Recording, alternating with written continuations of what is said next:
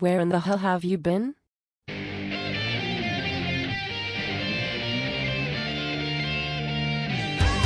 Hello there baby, I'm so sorry. I ran into an old friend of mine, we got a little carried away, that's all. Oh hey, don't apologize to me, you better start apologizing to your band. You are 3.5 hours late for sound check and your guys are getting a little pissed off.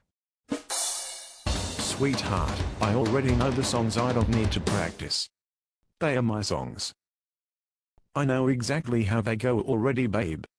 Fine, but just remember one thing, Mr. Rockstar. This is not a practice. This is a goddamn sound check and you need to be here. Understand? Now get your ass in here. Yeah. Whatever honey.